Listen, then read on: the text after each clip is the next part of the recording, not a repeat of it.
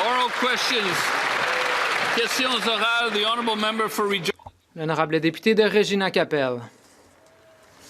Monsieur le Président, auparavant, lorsque le prix du pétrole augmentait, le dollar s'appréciait. Mais ce n'est plus le cas. Pourquoi? Parce que le gouvernement s'en prend à notre secteur énergétique. La taxe carbone industrielle sur le carbone fait fuir les investissements du secteur énergétique et malgré les nouveaux pouvoirs considérables dont il dispose, il n'y a toujours pas de nouveaux oléoducs. Même le premier ministre libéral a déclaré que lorsque notre dollar est faible, les aliments coûtent plus cher. Mais il ne regrette pas que c'est son devoir de renforcer notre dollar. Les libéraux ne changent jamais. Va-t-il renoncer à son programme environnemental radical afin que notre dollar puisse être fort et que le Canadien ait les moyens de se nourrir, de se chauffer et de se loger? L'honorable ministre des Anciens combattants. Monsieur le Président, nous reviendrons à cette question, mais aujourd'hui, nous devons commencer avec les bonnes nouvelles pour les Canadiens et pour le Canada. Aujourd'hui, le secrétaire général de l'OTAN a confirmé que le Canada a atteint la cible de dépenses de 2 % de l'OTAN.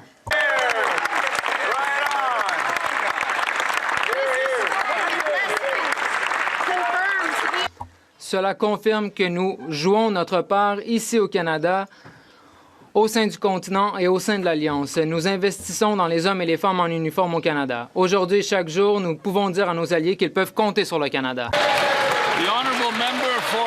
L'honorable député de Regina-Capelle. Même le premier ministre libéral a déclaré « L'un des facteurs qui influe sur le prix des aliments, c'est la chute du dollar canadien. Mais c'est son travail d'assurer un dollar fort. » Pourtant, il choisit de maintenir sa taxe industrielle sur le carbone qui fait fuir les investissements hors du Canada. Et ce n'est pas la première fois qu'il a un tel bilan. Son mandat au Royaume-Uni a été décrit comme caractérisé par une croissance stagnante, une stagnation du niveau de la vie et une baisse de la productivité. C'est un refrain qu'on connaît. Ce premier ministre libéral est très bon pour accumuler les emplois, il est juste très mauvais pour les exercer. Va-t-il renoncer à son programme environnemental radical pour que notre dollar puisse être fort et que les aliments soient abordables? L'honorable secrétaire parlementaire. Bonne nouvelle pour les Canadiens et les Canadiennes aujourd'hui. Le secrétaire général de l'OTAN a confirmé que le Canada a atteint l'objectif de 2 % de PIB pour l'OTAN. Monsieur le Président, cet investissement historique confirme que nous assumons notre juste part tant que chez nous que sur le continent et au sein de l'Alliance. Aujourd'hui, comme chaque jour, les alliés de l'OTAN savent qu'ils peuvent compter sur le Canada. Merci, Monsieur le Président. L'honorable député de Fundy Royal. Monsieur le Président, les libéraux semblent vouloir parler de tout sauf du coût de la vie. Ce premier ministre avait promis de s'attaquer à la crise du coût de la vie, mais il refuse d'admettre que ses politiques radicales environnementales font augmenter les coûts et font fuir les investissements. Les Canadiens ont besoin d'un répit durable de la taxe carbone qui a des répercussions sur tout ce que nous cultivons, que nous exportons et ce que nous produisons. Tout coûte plus cher. Est-ce que les libéraux vont finalement mettre fin à ces politiques? L'honorable ministre de l'Énergie et des Ressources naturelles. Monsieur le Président, je reviens de Houston où j'ai rencontré le secrétaire Burgum et d'autres de mes homologues qui ont parlé d'une production record de pétrole au Canada, d'une production record de gaz naturel, ce qui fait en sorte que les prix demeurent abordables en Amérique du Nord.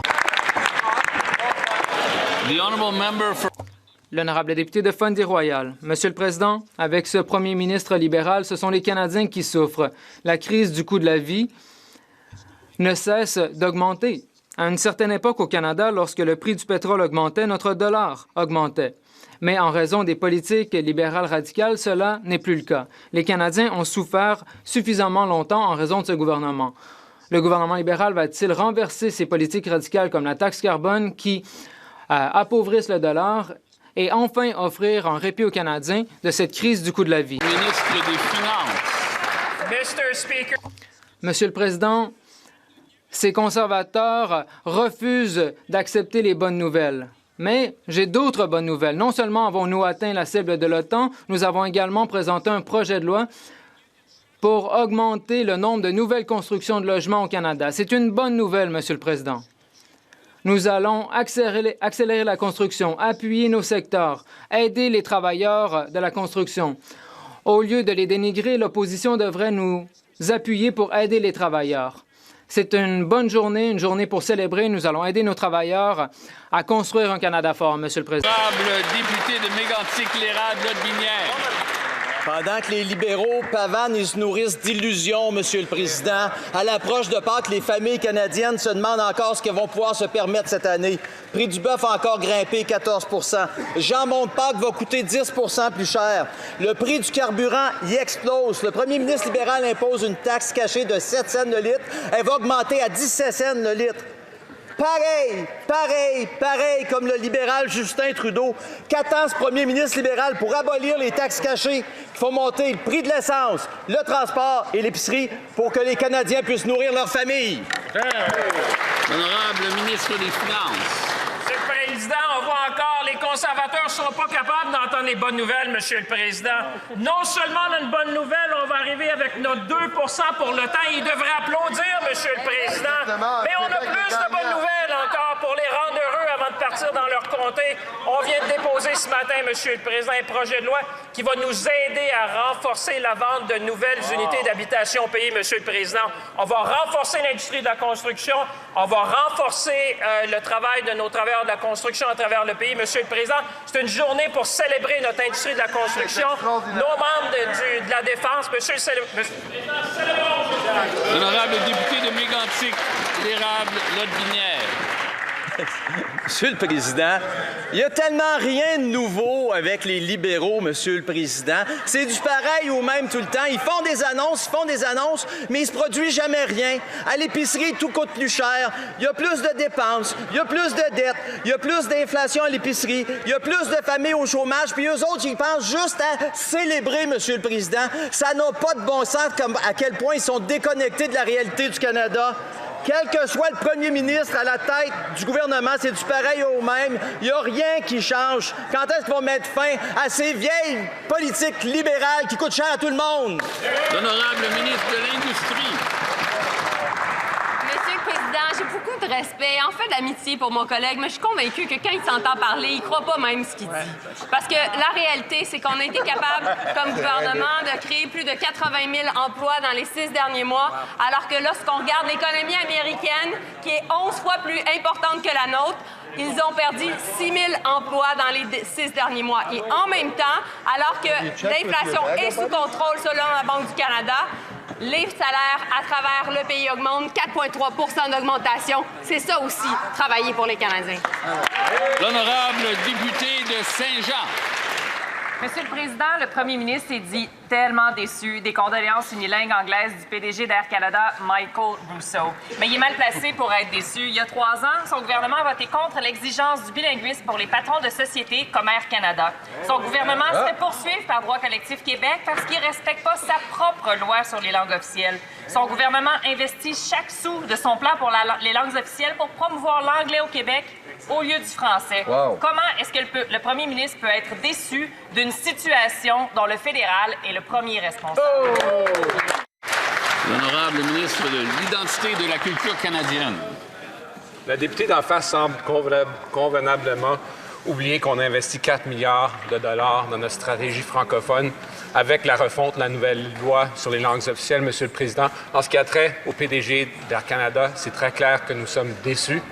Il aurait dû savoir mieux. On s'attend à ce qu'il y ait une réponse. Hein? Je vais interrompre par le bloc, encore une fois. Il ne veut pas entendre la réponse, Monsieur le Président. Au président, oui. J'ai dit rien. C'est ridicule, Monsieur le Président. Wow. L'honorable député de Saint-Jean. Monsieur le Président, au lieu de se dire déçu de Michael Rousseau, le premier ministre, il devrait donner l'exemple. Mais au contraire, c'est probablement le seul premier ministre en un demi-siècle à pas avoir de rédacteur de discours francophone. Son gouvernement lui-même fait des nominations unilingues anglaises, à commencer par la gouverneure générale Mary Simon. C'est sous les libéraux que la fonction publique fédérale est devenue le pire secteur économique du Québec en ce qui concerne la capacité de travailler en français. Est-ce que le premier ministre comprend que l'exemple qu'il donne encourage les Michael Rousseau de ce monde? Bravo! L'honorable ministre. J'aimerais d'abord souligner à la députée d'en face qu'on a un nombre historique de députés du Parti libéral qui viennent du Québec, Monsieur le Président. Je parle au premier ministre.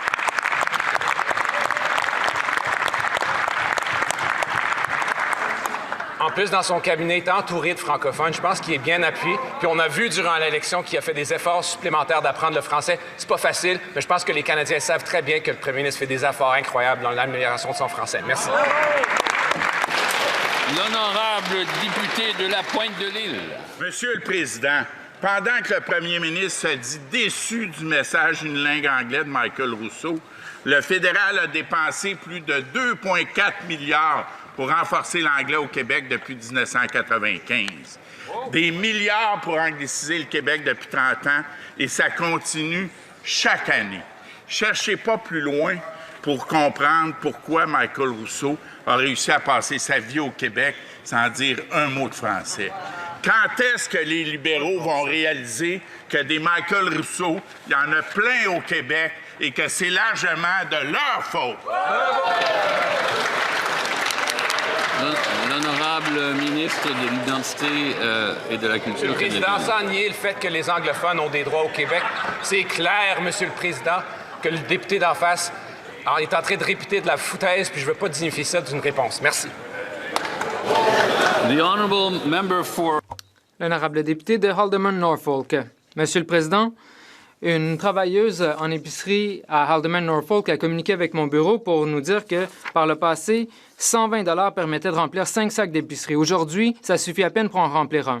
Et même si cette femme travaille dans une épicerie, elle doit se rendre dans une banque alimentaire. Le premier ministre a livré la pire inflation alimentaire du G7. Il prévoit même augmenter la norme sur les carburants propres de 7 %. Le premier ministre va-t-il éliminer la taxe sur les aliments pour que les Canadiens puissent se permettre de manger? House Leader. L'honorable leader du gouvernement à la Chambre. Monsieur le Président, nous comprenons bien que les facteurs mondiaux, que les perturbations aux chaînes d'approvisionnement ont généré de l'inflation. Nous comprenons également que cela a eu un effet néfaste sur la capacité des familles de s'acheter des biens essentiels. Et c'est pourquoi notre gouvernement a mis en place la prestation canadienne pour enfants. Nous avons mis en place l'assurance dentaire. Nous avons mis en place l'assurance médicaments. Nous avons signé des accords sur les services de garderie avec les provinces pour offrir des services de garderie à 10 $ par jour. La question que les Canadiens doivent se poser, c'est pourquoi les conservateurs ont-ils opposé ces mesures? L'honorable député de Haldimand Norfolk. Monsieur le Président, les Canadiens ont de la difficulté et sont aux prises avec des coûts alimentaires élevés. Le premier ministre avait promis un changement, mais la crise du coût de la vie n'a fait que s'aggraver au cours de la dernière année. Le premier ministre a rompu sa promesse lorsqu'il a dit que le prix des aliments allait diminuer. Aujourd'hui, le Canada a la pire inflation alimentaire de tout le G7. Il prévoit augmenter la norme sur les carburants propres de 7 %, ce qui ne fera qu'aggraver les choses encore plus. Le premier ministre va-t-il annuler cette taxe sur la nourriture pour que les Canadiens puissent se permettre de manger? L'honorable ministre des Finances. Monsieur le Président, nous comprenons bien la situation. C'est pourquoi, de ce côté-ci de la Chambre, Monsieur le Président, nous avons mis en place des mesures pour aider les Canadiens et les familles canadiennes. La prestation canadienne pour enfants en est un exemple. Il y a également le programme alimentaire dans les écoles, Monsieur le Président, qui aide les étudiants partout au pays. Il y a également la prestation pour personnes handicapées qui a été mise en place par notre gouvernement. La prestation pour l'épicerie et les produits essentiels qui va aider plus de 12 millions de Canadiens. Monsieur le Président, nous savons que c'est un problème. C'est pourquoi nous travaillons sur le problème du coût de la vie tous les jours. For Hastings, Lennox. L'honorable député de Hastings, Lennox, Addington, Tyendinaga. Il y a près d'un an, lorsqu'on lui a demandé « Y aurait-il un baromètre permettant aux Canadiens de vous demander des comptes? » Le premier ministre a répondu « Les Canadiens pourront nous juger en fonction des prix à l'épicerie lorsqu'ils paieront leur facture d'électricité, lorsque ou leurs enfants chercheront un logement. » Eh bien, 10 mois plus tard, Monsieur le Président, les prix des aliments sont plus élevés que jamais, il n'y a pas de logement abordable et le prix du carburant monte en flèche. C'est la conséquence directe de l'augmentation de 242 % de la taxe sur la norme des carburants propres. Le premier ministre va-t-il éliminer cette taxe sur les aliments pour que les Canadiens puissent se permettre de se nourrir? Secretary of State. L'honorable secrétaire d'État pour les institutions financières. Monsieur le Président, les questions se répètent de l'autre côté de la Chambre. La seule chose qui change, ce sont les chefs. Ils ont eu 6 chefs dans les 10 dernières années, probablement bientôt 7. De ce côté-ci de la Chambre, nous nous concentrons sur le coût de la vie. Nous avons réduit les impôts pour 22 millions de Canadiens. Nous avons mis en place la prestation pour l'épicerie et les besoins essentiels qui redonnera jusqu'à 1 900 $ aux familles canadiennes. De ce côté-ci de la Chambre, Monsieur le Président, nous allons continuer à miser nos efforts sur le coût de la vie. Eux peuvent se concentrer sur le fait de changer de chef année après année. The honourable member for Hastings. L'honorable député de Hastings, Lennox, Addington, Tyendinaga. Monsieur le Président, après 10 ans, la seule chose sur laquelle se concentre ce gouvernement, c'est de donner des excuses. Le gouvernement doit regarder ici même au Canada pour les causes de l'augmentation du coût de la vie. La dette, les déficits, la politique monétaire. Le gouvernement continue d'augmenter les dépenses sur des projets comme le projet Alto plutôt que d'investir dans les infrastructures et le logement. Encore une fois, le gouvernement va-t-il supprimer la taxe liée à la norme sur le carburant pour que les Canadiens en difficulté puissent bénéficier d'un minimum de répit? L'honorable secrétaire parlementaire. Monsieur le Président, ce qu'on entend de l'autre côté de la Chambre, c'est du chahutage. Le fait que nos programmes qui visent à aider les Canadiens et les familles, ce ne sont que des programmes radicaux et idéologiques, alors que ce sont des programmes qui sont conçus pour aider les Canadiens. Et nous les avons bonifiés. Pensons à la prestation canadienne pour l'épicerie et les besoins essentiels que les Canadiens vont recevoir au printemps, ou le fait de rendre permanent le programme d'alimentation dans les écoles. Lorsque je parle à mes commettants, ils me disent que ces programmes changent réellement la donne dans leur vie, mais les conservateurs vont continuellement contre ces mesures. York-Durham. L'honorable député de York-Durham. Le premier ministre avait promis la meilleure économie du G7, mais il fait exactement le contraire. Le niveau d'endettement des ménages le plus élevé, l'inflation alimentaire la plus forte et une économie qui se contracte sous le poids de ses politiques. Le déclin continu des investissements nationaux et étrangers est particulièrement préoccupant. Sidney Howe parle d'une crise de l'investissement au Canada, puisque, après ajustement pour tenir compte de l'inflation et du croissance de la main-d'œuvre, tous les investissements des entreprises ont diminué. Une solution positive que nous avons suggérée consiste à supprimer la taxe carbone industrielle. Vont-ils le faire? L'honorable secrétaire d'État. Monsieur le Président, les conservateurs viennent d'apprendre un nouveau mot, coût de la vie, et ils l'utilisent souvent à la Chambre des communes. Mais chaque fois que les conservateurs peuvent voter pour une mesure qui améliore le coût de la vie, appuyée par des experts, ils votent contre.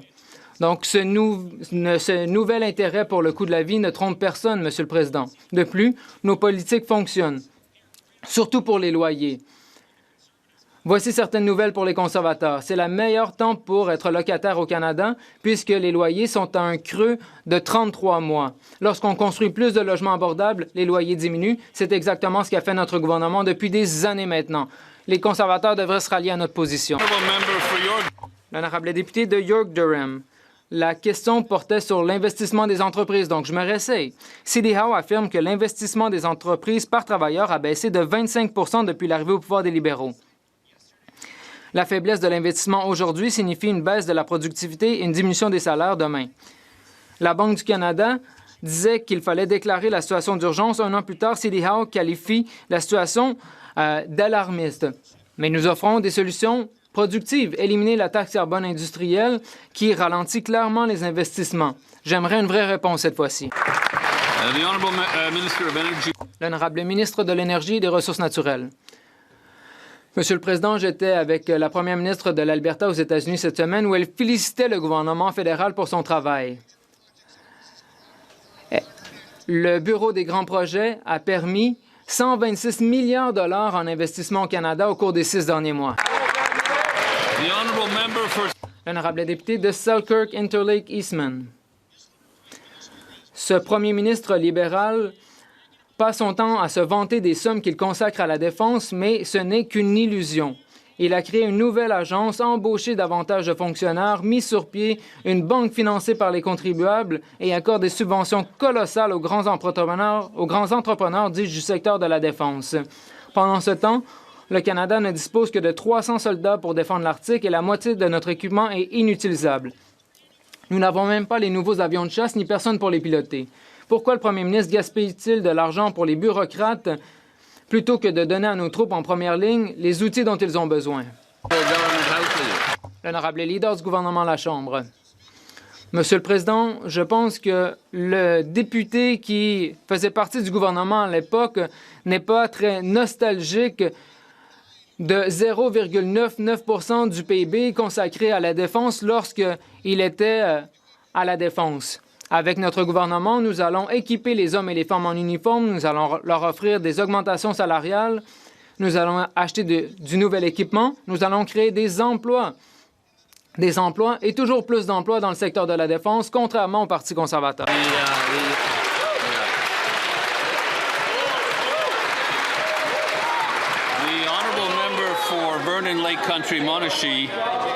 L'honorable député de Vernon Lake Country Monashee fait que c'est difficile pour moi d'entendre les questions et les réponses. L'honorable député de Rivière-du-Nord. Le Parti libéral du Canada est, reconnaissons-le, Monsieur le Président, une organisation qui a quelque chose comme une certaine influence sur le gouvernement. Or, ce parti, dans le cadre de son congrès, propose d'exhorter le gouvernement du Canada à invoquer un droit de veto sur toute loi provinciale qui se prévaut de la disposition de dérogation de façon préventive. Un droit de veto, finalement, sur la souveraineté de l'Assemblée nationale du Québec. Je voudrais savoir, si vous le permettez, Monsieur le Président, si le gouvernement est d'accord avec cette proposition. Bravo! L'honorable ministre de la Transformation du gouvernement. Monsieur le Président, le pouvoir de désaveu du gouvernement fédéral n'a pas été utilisé depuis 1943 et il ne sera pas utilisé par ce gouvernement. Merci beaucoup. Député de Rivière-du-Nord. Monsieur le Président, le gouvernement n'est pas seulement allé en Cour suprême pour contester une loi de l'Assemblée nationale. Il y est allé pour diminuer les pouvoirs du Québec dans ses champs de compétences. Avec sa campagne de peur, en parlant d'esclavage, d'exécution sommaire, ce gouvernement tente un véritable coup d'État constitutionnel. Si les libéraux veulent ouvrir la Constitution pour affaiblir le Québec, ils connaissent la marche à suivre. Soit qu'ils lancent une ronde constitutionnelle, soit qu'ils respectent les pouvoirs du Québec. Qu'est-ce qu'ils choisissent? Honorable ministre. Monsieur le Président, je trouve les questions du Bloc québécois absolument ahurissantes. Une chose que je sais des Québécois, Monsieur le Président, c'est qu'on est fiers de vivre dans un État de droit et qu'il y ait des Québécois qui contestent une loi devant la Cour suprême, ce qui est leur droit, c'est tout à fait légitime, Monsieur le Président. De ce côté-ci de la Chambre, on respecte les travaux de la Cour suprême et on va les laisser poursuivre leurs travaux. Merci beaucoup, Monsieur le Président. Honorable député de Louis-Saint-Laurent à Kiawenrac. Monsieur le Président, il y a un an, les Canadiens pensaient avoir un nouveau premier ministre libéral, mais non, c'est un libéral comme les autres depuis 10 ans, Monsieur le Président. Vraiment? Et les investissements sont mauvais, Monsieur le Président. CDA nous apprend aujourd'hui que les investissements industriels sont en baisse. Investissement par travailleur, baisse de 25 %. Investissement dans les bâtiments, baisse de 32 %. Investissement dans la machinerie, 29 %. Des baisses, Monsieur le Président. Mais il y a quelque chose qui va monter, par exemple, le 1er avril. C'est la taxe libérale industrielle. Alors que les investissements industriels baissent, la taxe libérale industrielle va augmenter. Y a quelqu'un libéral qui peut m'expliquer comment ça va marcher, cette affaire-là? Honorable ministre de l'Industrie. Il y a quelque chose qu'on peut certainement expliquer à mon collègue avec qui j'ai une très belle amitié. C'est le fait qu'il y a des tarifs présentement contre le secteur manufacturier qui a un impact sur notre base industrielle. Et c'est sûr que ça a un impact sur les investissements. Entre-temps, le gouvernement, on ne s'est pas juste tourné les pouces. Qu'est-ce qu'on a fait? On a travaillé sur un plan. On a travaillé avec les entreprises du Québec à travers le pays et on a fait en sorte aussi d'aider les tarifs, les gens qui sont impactés par les tarifs directement, donc les travailleurs, les entrepreneurs, etc. Notre objectif est de pouvoir, malgré tout, créer des emplois. Et vous savez quoi? On en a créé 80 000 depuis les 6 derniers mois. Merci. Le député de Louis-Saint-Laurent à Kiawenrac. Au cours des 2 derniers mois, il y a 100 000 Canadiens qui ont perdu leur emploi, Monsieur le Président. C'est ça la réalité. Et pendant qu'on met tout le blâme sur Donald Trump, la réalité, c'est que ce gouvernement-là peut agir directement. Et ce qu'il fait pour l'industrie, c'est augmenter la taxe libérale de l'industriel. C'est ça sur le carbone. C'est ça la réalité. Quand les investissements baissent, on augmente la taxe. Ça ne tient pas la route, cette réalité, Monsieur le Président. Et c'est la preuve que ce gouvernement libéral, depuis 10 ans, n'a pas du tout changé. C'est les mêmes recettes qui font que 100 000 emplois qui ont été perdus au cours des 2 derniers mois, Monsieur le Président. The Honorable Parliamentary Secretary. Monsieur le Président, j'en ai des bonnes nouvelles pour mon collègue. La semaine passée, j'étais avec le ministre des Finances de mon côté, où Kraft Heinz a fait un investissement de 250 millions de dollars pour augmenter le numéro de produits canadiens qu'ils font ici à Montréal, à Québec, au Canada. Ça, c'est fait parce que Kraft Heinz a la confiance que le nouveau gouvernement sait qu'est-ce qu'on fait avec l'économie et je crois qu'on devrait regarder cet investissement comme un atout pour le Québec, pour le Canada. L'honorable député de Lévis-Lotbinière. Monsieur le Président, un nouveau gouvernement libéral ou un vieux gouvernement libéral, c'est un gouvernement libéral qui ne sait pas compter!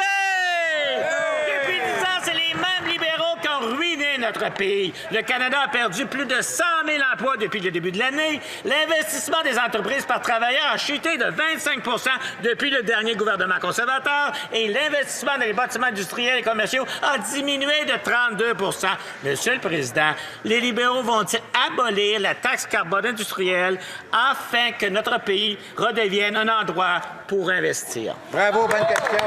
Le ministre de l'Industrie.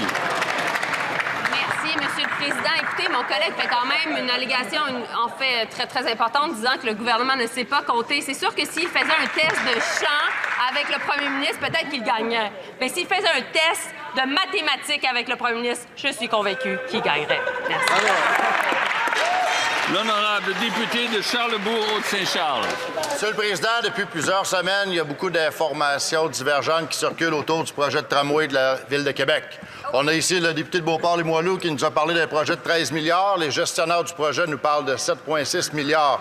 Mais une chose qu'on ne sait pas et l'information qu'on a besoin de savoir, c'est combien le fédéral est prêt à mettre dans ce projet-là, parce que tout le monde à Québec attend de savoir cette nouvelle-là. Donc, je demanderai au lieutenant du gouvernement de nous donner la réponse. Le ministre de la Transformation du gouvernement. Merci beaucoup, Monsieur le Président. Et le 26 mars 2026 est une journée historique. C'est la journée où, enfin, le député de Charlesbourg se rallie au projet de tramway, qui est un projet structurant pour la Ville de Québec avec 10,5 milliards de retombées économiques. Et c'est une journée historique parce qu'il y a à peine un an, Monsieur le Président, il faisait campagne, la main sur le cœur, en disant qu'elle allait retirer aux citoyens de Québec le financement fédéral, qui est là, je le rappelle, à la hauteur de 1,44 milliard et qui sera appelé à augmenter alors qu'on signe des ententes avec Québec sur 25 milliards pour le transport en commun pour les 10 prochaines années, en plus de 13 milliards avec le Fonds pour les infrastructures de mon collègue, Monsieur le Président. Et j'ai très hâte de travailler avec lui pour cet important projet. Merci. L'honorable député de Charlesbourg-Haute-Saint-Charles. Monsieur le Président, il y a une nuance à faire. Pas parce que je lui demande comment il met d'argent que je suis d'accord avec le projet. On est clair, on demeure sur la même position. Par contre, eux sont engagés à la campagne électorale l'année passée à dire qu'ils seraient présents pour 40 du projet. Actuellement, le projet commence, mais le financement n'est pas attaché. Il y a une inquiétude à Québec qui est louable. Est-ce que le ministre peut nous confirmer que son gouvernement sera là et avant de couper les arbres? Parce que si les arbres sont coupés, les arbres centenaires sont coupés et qu'il n'y a pas d'argent, on fait quoi? L'honorable ministre. Monsieur le Président, il y a une chose qui est certaine, puis honnêtement, j'ai l'impression que c'est le monde à l'envers en ce moment d'entendre ces questions-là de la part du député de Charlesbourg-Haute-Saint-Charles, parce qu'il promettait aux citoyens de Québec, c'était zéro. Les projets de tramway sont bons pour Edmonton, sont bons pour Calgary, mais à Québec, zéro. C'est leur engagement, Monsieur le Président, et c'est parfaitement inacceptable. De notre côté, on est là depuis le jour 1. Ça lui aura pris 8 ans à se rallier. On est là depuis le jour 1 2018 pour 1,44 milliard avec une enveloppe de 25 milliards au cours des 10 prochaines années, 13 milliards en infrastructure. Et on travaille étroitement avec Québec, Monsieur le Président, pour plus d'argent pour le transport au Québec, partout au Québec. Merci beaucoup. La députée de Scarborough-Agincourt. Aujourd'hui, c'est une excellente journée pour le Canada, Monsieur le Président. La loi d'exécution du budget a enfin reçu la sanction, va enfin recevoir la sanction royale. Et les familles de ma circonscription, à Scarborough-Agincourt, savent que nous investissons dans l'avenir du Canada, que nous nous dotons d'une économie forte, résiliente face aux chocs, et nous allons investir pour une prospérité à long terme, stimuler la croissance économique et moderniser nos régimes fiscaux et financiers. Est-ce que le ministre des Finances peut nous dire qu'est-ce que nous faisons de plus pour aider les Canadiens? Le ministre des Finances. Monsieur le Président, je remercie ma collègue de son leadership fort. Oui, elle a raison. Il y a même encore plus de bonnes nouvelles. Je vois dans le visage des conservateurs qu'ils attendent impatiemment de relayer ces messages dans leur circonscription. Et oui, il y aura la sanction royale pour la loi d'exécution du budget. C'est une très bonne nouvelle parce que cela va permettre d'accroître la production, il y aura des investissements historiques dans le logement, une réduction des formalités administratives et un gouvernement plus efficace. Et nous allons réorganiser le système bancaire et nous allons nous doter de l'économie la plus forte parmi les pays du G7. Le député de Saskatoon-Ouest. Monsieur le Président, le Premier ministre, dans la Chambre, affirme aux Canadiens que l'immigration est sous contrôle. Mais voici les faits. Le programme des travailleurs étrangers temporaires a explosé et il y a aussi le fait que la vérificatrice générale qui a révélé que 97 des cas de fraude des étudiants étrangers ne font pas l'objet d'enquête. Et pourtant, pendant ce temps-là, les Canadiens n'arrivent pas à se trouver d'emploi ou de logement. Et quand est-ce que le Premier ministre va virer la ministre de l'Immigration et corriger le régime d'immigration du Canada? Le secrétaire d'État au développement rural. Monsieur le Président, je répondrai à la question en temps voulu, mais d'abord, j'aimerais dire ceci.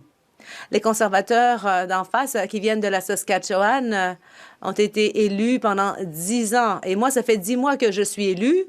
Et je travaille à défendre la frontière du Nord, se doter d'une économie canadienne forte et créer des projets qui édifient la nation canadienne. 2,5 millions de dollars pour l'exploitation de l'uranium. Il n'a dit pour l'interprète.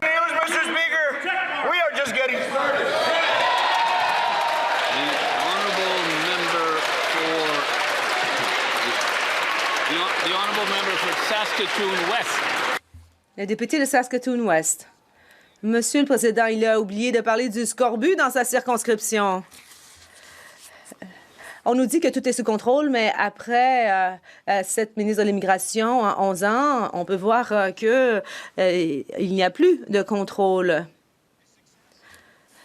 Le ministre de la Culture, qui a déjà été ministre de l'Immigration, a été au pouvoir alors qu'il y a eu une hausse du nombre de demandes d'asile. Et puis maintenant, il y a la ministre de l'Immigration actuelle dont ses propres collègues réclament la sortie de pistes. Alors, quand est-ce que l'on va changer les choses? Le secrétaire parlementaire. Monsieur le Président, bon, on a affaire à des attaques personnelles. On sait quoi en penser. Moi, j'ai eu l'honneur de collaborer avec ce député au sein du comité de l'immigration. Il sait très bien que l'immigration a eu un rôle très important à jouer dans l'histoire de notre pays. Il continuera de le faire. Et il doit savoir que la transformation des politiques en matière d'immigration sont nécessaires et en cours. Nous avons réduit de 60 % le nombre d'étudiants étrangers, 53 % pour les travailleurs étrangers temporaires. Nous avons aussi réduit les cas à l'ordre. La députée de Cloverdale-Langley City. Moi, j'ai entendu des choses inquiétantes dans ma circonscription.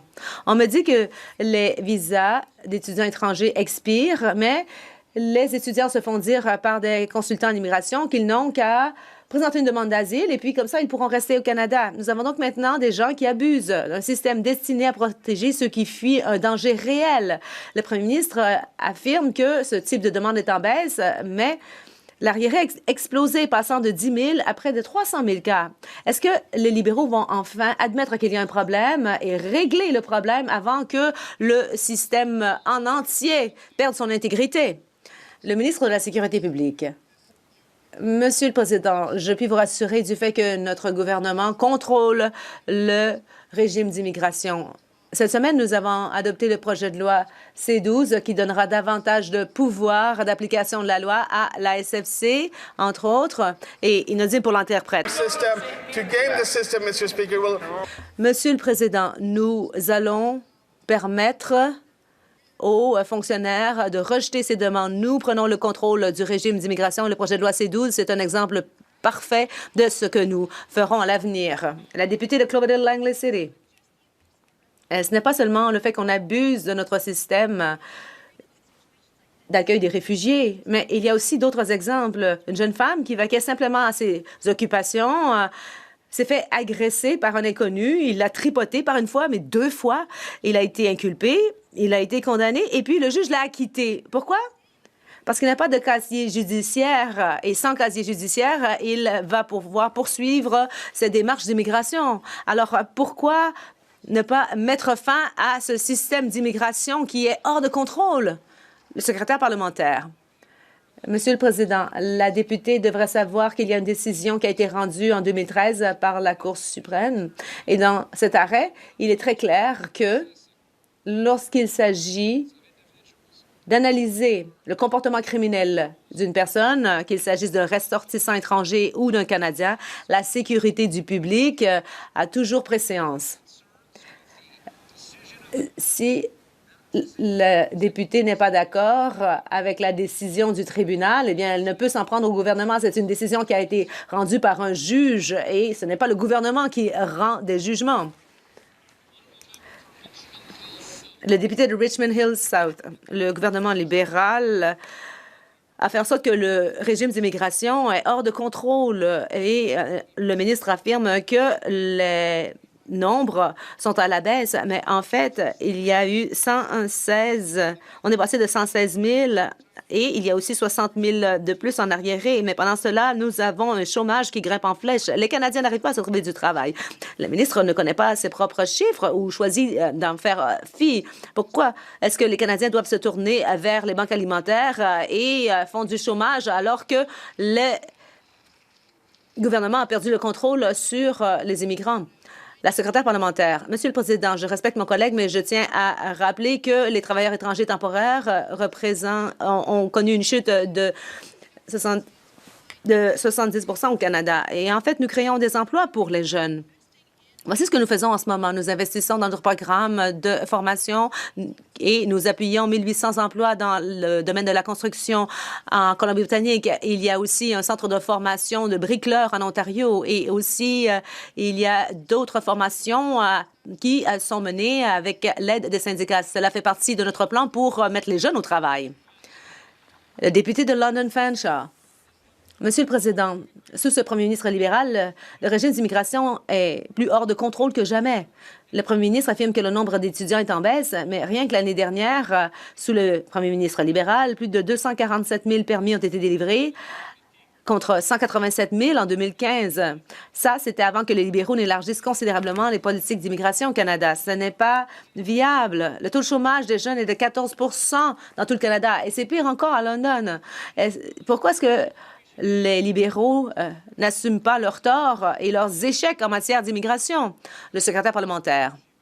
Bon, j'ai déjà expliqué les réalisations du gouvernement en matière d'immigration, mais malheureusement, Monsieur le Président, je dois rappeler que les conservateurs ont tendance à compter le nombre de visas, de permis qui sont émis, et ils comptent aussi le renouvellement. Alors là, ça compte déjà pour 2 fois. Et pour ce qui est des mathématiques créatives, on va mettre ça de côté. Mais je tiens à aviser mes collègues et aussi je veux m'adresser à leur chef que les conservateurs, en fait, ont défendu le programme des travailleurs étrangers temporaires. La députée de Calgary-Nose Hill. Bon, je vais donner un exemple concret pour le député à London. En Ontario, un expert en immigration a dit cela. Il a dit que les niveaux d'immigration des libéraux sont explosifs et irresponsables. Il a dit, je ne sais pas comment ces étudiants vont avoir accès à la santé ou se trouver un endroit où rester. Et tout ce qui compte, ce sont les chiffres. Et puis, on a vu ce qui s'est passé à London. Il y a eu une hausse tout à coup de 20 %. Alors, comment est-ce qu'on peut défendre les personnes qui siègent au cabinet et qui causent les problèmes dans sa propre circonscription? Le secrétaire parlementaire.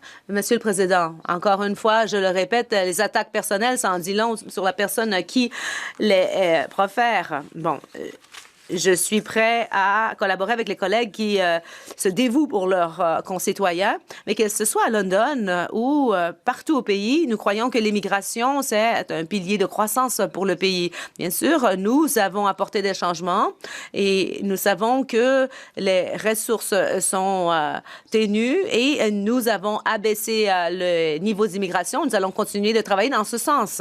La députée de Calgary-Nose Hill.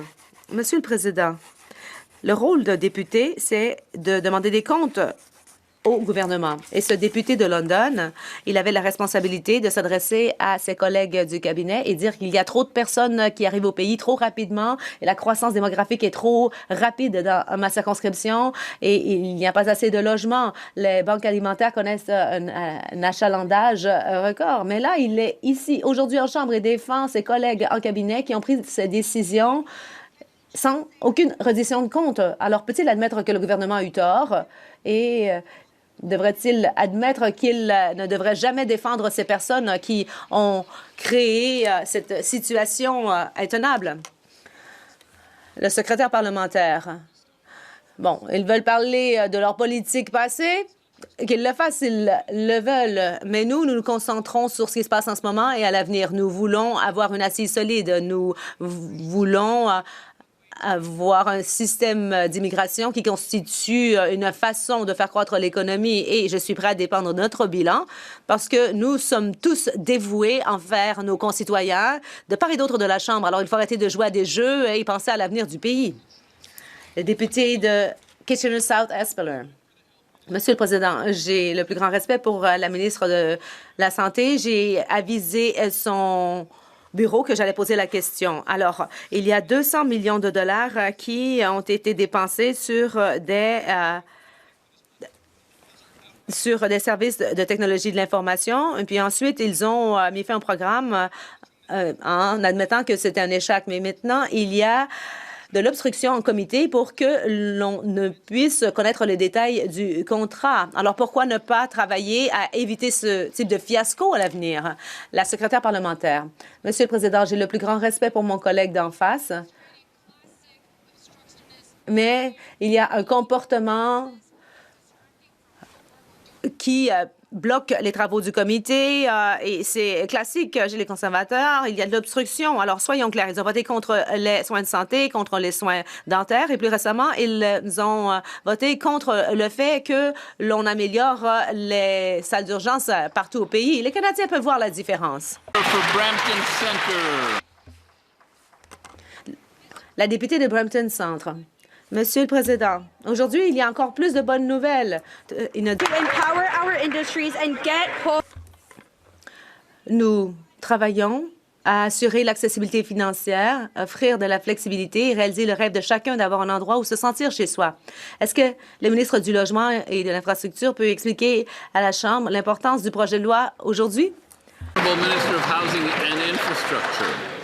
Le ministre du Logement. Oui, effectivement, aujourd'hui, dans le domaine du logement, c'est une bonne journée au Canada. Nous collaborons avec toutes les provinces et les territoires, ainsi que nos partenaires du domaine de la construction pour rendre la vie plus abordable et le logement plus abordable canadien. Nous allons poursuivre nos projets, protéger les travailleurs canadiens et appuyer la construction. Monsieur le Président, ça, c'est pour les prochains mois. Nous allons investir dans le coût de la vie et dans le logement. Il y a encore beaucoup de pain sur la planche, mais aujourd'hui, c'est une bonne journée. Le député de Cowichan-Malahat-Langford. Le saumon du Pacifique, c'est une ressource publique qui appartient à tous les Canadiens et le gouvernement libéral ne devrait pas l'éliminer derrière des portes closes. Il s'agit d'une ressource qui devrait être à l'avantage de tous les Canadiens. Mais maintenant, les libéraux veulent retirer ce principe de politique d'allocation du saumon. Et il y a donc 5 jours seulement qui restent avant de prendre une décision et peut-on confirmer que les Canadiens vont pouvoir maintenir leur droit légitime de pêcher ou le gouvernement va-t-il encore une fois tourner le dos aux communautés côtières et à notre mode de vie? La ministre des Pêches. Monsieur le Président, le saumon demeurera une ressource publique partagée mais gérée par le gouvernement fédéral. Nous continuons de consulter les groupes concernés et aussi les pêcheurs commerciaux, les pêcheurs sportifs et nous allons revoir la politique d'allocation du saumon, mais nous n'allons pas retirer l'accès à la ressource et laisser entendre le contraire, c'est faux et cela monte les Canadiens les uns contre les autres.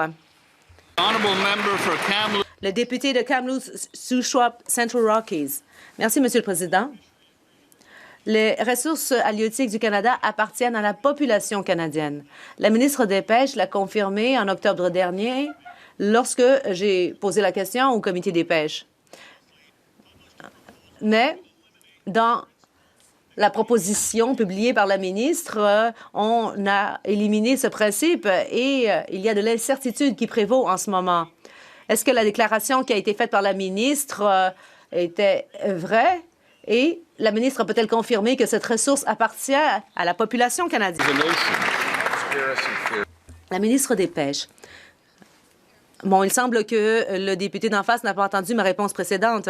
Le saumon constituera encore une ressource publique partagée, mais gérée par le gouvernement fédéral. Nous avons travaillé avec les groupes, par exemple les Premières Nations, les groupes de pêche récréative et la pêche commerciale également. Les consultations se poursuivent, mais notre nouvelle politique, notre politique révisée, ne comprendra pas l'élimination de l'accès à la ressource et dire le contraire ne vise qu'à montrer les Canadiens les uns contre les autres.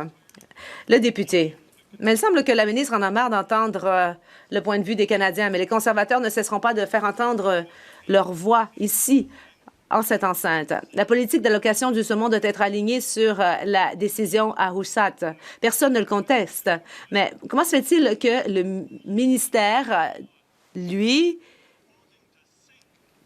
affiche une proposition qui va beaucoup plus loin et qui menace de mettre en péril plus de 9 000 emplois en Colombie-Britannique en supprimant l'accès prioritaire de la pêche à Kinook et au saumon Coho?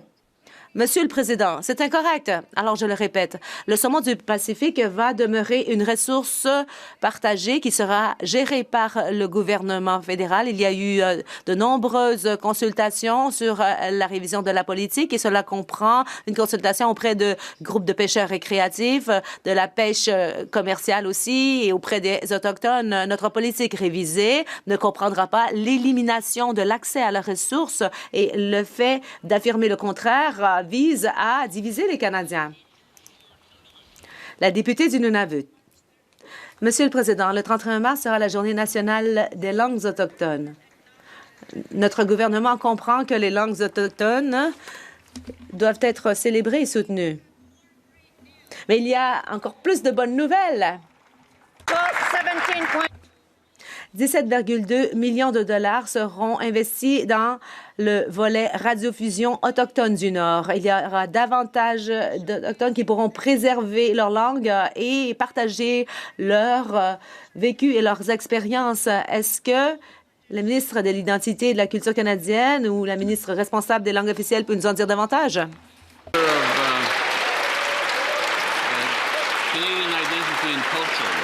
Le ministre de l'Identité culturelle. Merci, Monsieur le Président.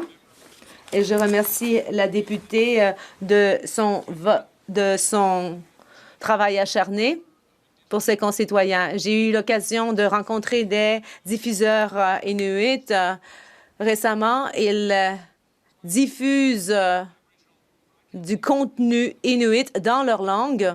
Et il y aura 17 millions de dollars qui seront investis dans ce volet pour faire en sorte que ces petites organisations puissent poursuivre leur travail formidable. Rien que dans la circonscription de la députée, nous avons annoncé 4 millions de dollars et, par exemple, à l'ordre, le député de Wellington, Halton Hills North.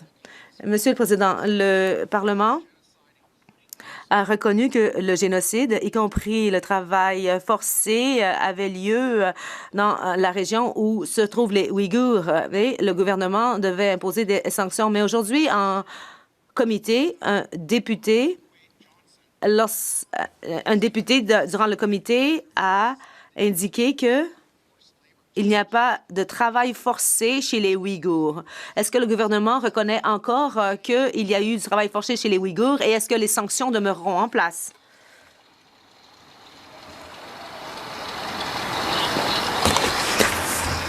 Le secrétaire parlementaire.